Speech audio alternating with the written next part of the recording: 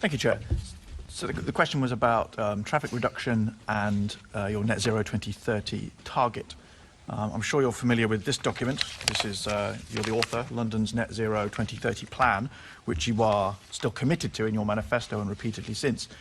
Therefore, I assume you're also aware that in there it says that the only way to achieve the traffic reduction that your net zero 2030 target requires is to introduce a pay per mile scheme.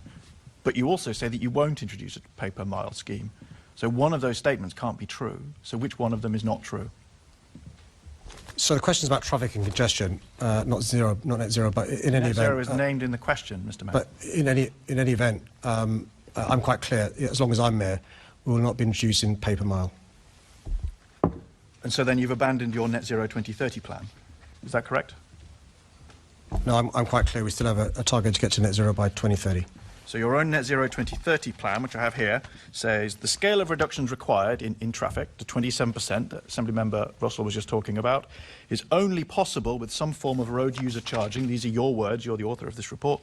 And in the next paragraph it goes on to clarify that means a pay per mile scheme. Your own report, written by you, you're the author, says that to achieve your net zero 2030 plan, which you're committed to, requires, that's the word used here, a pay per mile plan. Now, you also say you're committed to not doing a pay per mile plan. Only one of those statements can be true. So which one of them is misleading Londoners? I'm not sure if the member wants to hear my voice or his, but I'm quite clear we're not going to do pay per mile as long as I'm mayor. So why does it say in your own report, which you produced, that you are required to do pay per mile to achieve your net zero target? Well, I'm quite clear we will not be doing pay per mile as long as I'm mayor, Chair. But you're also quite clear that you weren't going to expand ULEZ to outer London. You said that in July 2021. Then a few months later, you launched a consultation. And you were quite clear that you weren't going to build any housing on the Greenbelt. And you're now quite clear that you are going to build housing on the Greenbelt. So with the greatest of respect, I think your categorical denials of what you might not do in the future aren't worth much based on your own track record. So I repeat, your own 2030 net zero plan, in your own words, requires you to bring in pay per mile in order to achieve the traffic reduction, which we've just heard you are not on track to deliver.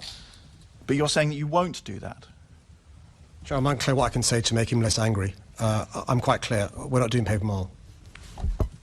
So how then are you going to deliver the traffic reduction that you say you are also committed to? Well, as I said a few moments ago, we're writing and working on a business plan. That business plan will give the reassurance or not that Assemblymember Russell was asking for. Clearly, I'd like her to have the reassurance that we are going to do whatever we can to get to the targets that we had. We want to encourage more people to, walk, cycle and use public transport. They will only do so if it's an attractive proposition. And the business plan, now we've got a 4-year deal from the government, will set out what we can do on the basis of the certainty of knowing what we're receiving from the government over the next 4 years. Yeah, so you said you'll do whatever you need to do to get the target, and what you say in your own report is that what that means is pay per mile. So I think we can expect a consultation launched perhaps in the next few months. Thank you, Chair.